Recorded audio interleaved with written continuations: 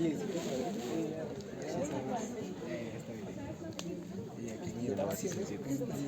es cortés de tu parte?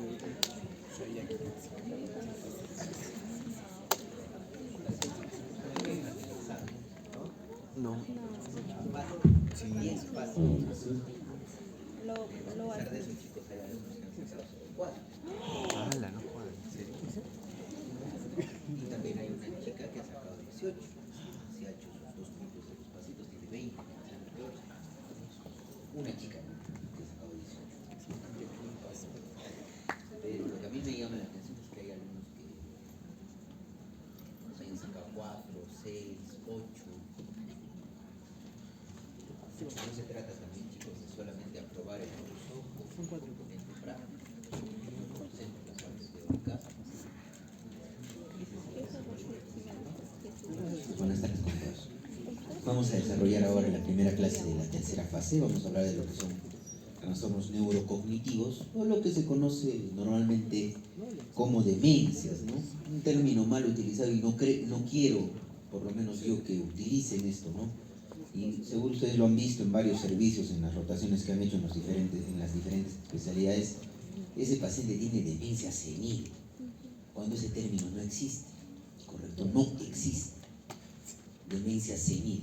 Demencia sí existe, pero igual, incluso ya la CIE-11, igual que el DSM-5, ya no utilizan el término demencia, ¿no? ¿Por qué? Porque si un paciente tiene esquizofrenia, es un paciente esquizofrénico. Si un paciente tiene demencia, es un paciente...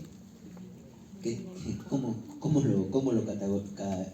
¿Qué etiqueta le pondríamos? Si un paciente tiene demencia, es... Ya nadie lo ha dicho, demente, ¿no es cierto? Pero no suena muy musical eso, ¿no es cierto? Es un término peyorativo. Entonces, desde ese punto de vista ya se utiliza el término de trastornos neurocognitivos, ¿sí? ¿Y por qué es importante este tema, chicos, para ustedes, ¿no? Que van a ser colegas. La misma esperanza de vida en nuestro país se ha incrementado. Y si se incrementa la esperanza de vida, las pirámides poblacionales se invierten.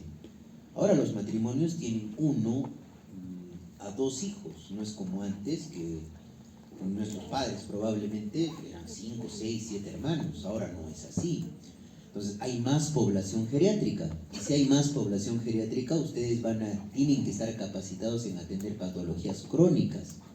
Hipertensión, diabetes, y lo que vamos a ver ahora, que son los trastornos neurocognitivos o demencias. Es importante tener en cuenta lo que yo les voy a explicar y poder ver, digamos, cómo probablemente demencia, y eso también quiero que se les quede en la cabecita. Una demencia o un trastorno neurocognitivo no es sinónimo de déficit de memoria o pérdida de memoria. Hay demencias sin compromiso de pérdida de memoria. ¿Correcto? Recuerden, por favor, eso. Porque mis colegas neurólogos piensan que igual demencia es igual a pérdida de memoria. Cuando hay dominios cognitivos que tenemos que valorar, que les voy a enseñar cómo valoramos. Ya vamos a ir con el ejemplo 1 y yo les voy a estar haciendo preguntas respecto a esto. Miren, acude a consulta una mujer de 85 años junto a sus hijos. Indica que hace poco sus hijos le han pedido que deje de conducir el automóvil, ya que ha sufrido 3 accidentes de tránsito en el último año. Ella dice que 2 de los accidentes se debieron a otros vehículos que salieron de la nada y que el otro caso fue un golpe que le dio a otro coche al estacionarse. Los hijos también dicen que a veces se confunde de nombre al dirigirse a ellos. Al hablar de las aficiones, la paciente explica que antes le gustaba leer, pero que ahora le resulta más difícil. Actualmente vive con uno de sus hijos, cuya esposa se encarga de su economía y de hacer las compras. Primero que nos llama la atención, la edad de la paciente, ¿no? Recuerden, desde una perspectiva general, los trastornos neurocognitivos o las demencias son mucho más frecuentes en los adultos mayores y el principal factor de riesgo para el desarrollo de demencia es la edad, ¿correcto? Y van a ver, yo les he traído unos grafiquitos de epidemiología que cada 5 o cada 10 años la incidencia se va duplicando, triplicando. Es decir, mientras más envejecemos, el riesgo de hacer demencia también es más alto, ¿sí? ¿Y qué les llama la atención, no? Probablemente hay algunos problemas de memoria que podríamos decirlos acá, ¿no? Confundir el nombre de los hijos. Pero ¿qué les llama la atención de los accidentes de tránsito frecuentes? ¿Eso corresponde a la memoria? otro dominio cognitivo. Nosotros tenemos un dominio cognitivo que se llama visoespacial, ¿no es cierto? El dominio cognitivo visoespacial me permite decir que yo, por ejemplo, ahorita estoy probablemente en un auditorio y que para poder salir de acá tengo que o caminar por acá o caminar por allá, y si quiero ir a tomar un determinado transporte tengo que salir a la puerta de la universidad. ¿Y qué pasa con los pacientes que tienen ya un deterioro cognitivo y se compromete el componente visoespacial? Salen de la casa y no se pueden orientar, se pierden, no pueden regresar, ¿sí? Por ejemplo. Y eso no es pérdida de memoria, es componente visoespacial, ¿sí? ¿Y qué les llama la atención de esto, por ejemplo? Normalmente nosotros gestionamos nuestra vida en dos tipos de actividades, ¿no? Las actividades básicas de la vida diaria, que corresponden: yo como solo, me baño solo, utilizo los servicios higiénicos solo, ¿no es cierto? Me puedo vestir solo, ¿ya? Y además, esas son actividades básicas de la vida diaria. Y las actividades instrumentales de la vida diaria comprenden que yo pueda gestionar mi dinero, hacer compras, prepararme un desayuno, ¿correcto? Tocar un instrumento musical, pasar mis notas en la computadora, ¿correcto? Entonces, ¿qué actividades de la vida diaria en la paciente están alteradas? Las básicas, las instrumentales, si ya no puede manejar su dinero. Básicas instrumentales, ¿no? Pero lo que llama la atención es el problema de memoria y además el componente visoespacial, ¿no? Vamos a continuar. Son de etnia japonesa y atribuyen los síntomas actuales a la edad de la paciente, diciendo que todas las personas mayores acaban teniendo que dejar de conducir. La evaluación neuropsicológica muestra que se encuentra en el percentil 1 de la percepción visual, pero que la memoria, la atención, el lenguaje y la función ejecutiva están todos ellos intactos. Es socialmente correcta y muestra deferencia hacia los médicos. Niega tener alucinaciones y al examen mental no se evidencia alteraciones en la atención y concentración. La exploración motor es normal y no se evidencia temblor, rigidez ni alteraciones en la marcha, ¿sí? No tiene antecedentes de enfermedad cerebrovascular ni traumatismos cráneoencefálicos y la analítica sanguínea no refleja alteraciones.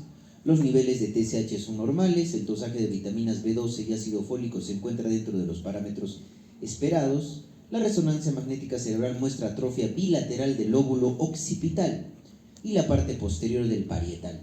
La paciente y sus hijos indican que nunca ha abusado de sustancias, no se encuentra triste, ni tiene síntomas físicos de depresión como sueño excesivo y falta de apetito.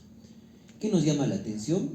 La alteración a nivel de el percentil, ¿no es cierto? A nivel de el componente visual o visoespacial. Y no tiene ninguna... ¿Y qué estamos evidenciando, chicos, a nivel de la parte de neuroimágenes? Hay atrofia bilateral del lóbulo occipital y la parte posterior del parietal. Es decir, ya está viendo una atrofia cortical que se está expresando ¿con qué? Con las alteraciones a nivel del dominio cognitivo visoespacial. Y recuerden, ¿qué córtex está asociado con la visión? El occipital, ¿o no? ¿No es cierto? E igual hay causas reversibles de demencia como son el hipotiroidismo, la deficiencia de vitamina B3, de niacina, de B12, cianocobalamina o ácido fólico, ¿correcto? Y también otra de las causas de demencia reversible, por eso se pide una neuroimagen, es una hidrocefalia a presión normal, ¿no? O hidrocefalia normotensiva, ¿correcto? Por eso se hace una intervención quirúrgica a este tipo de pacientes que tienen hidrocefalia normotensiva, se les hace una derivación ventrículo-peritoneal y el cuadro cognitivo mejora. O igual, ¿no? Recuerden que también la depresión es muy frecuente en el anciano, y al ser frecuente en el anciano muchas veces pasa desapercibida o puede ser también el inicio de un cuadro demencial, porque si normalmente yo le doy tratamiento a una depresión, en 2 a 4 semanas tiene que mejorar el ánimo y va a tener que mejorar también la memoria, ¿correcto? Pero, ¿qué pasa cuando yo le doy tratamiento a una depresión y no mejora? Y es especialmente un adulto mayor. Lo primero que tengo que pensar es en la patología más frecuente, un trastorno neurocognitivo, una demencia. Y ese hecho, ¿no?, de tener sintomatología cognitiva asociada a la depresión se conoce como pseudodemencia depresiva, ¿correcto? Entonces, es un caso clínico, un ejemplo bien interesante, y vamos a hablar, chicos, primeramente de lo que es cognición. Son una serie de procesos que tienen una base fisiológica o neurofisiológica en el sistema nervioso central y tienen una ubicación topográfica específica.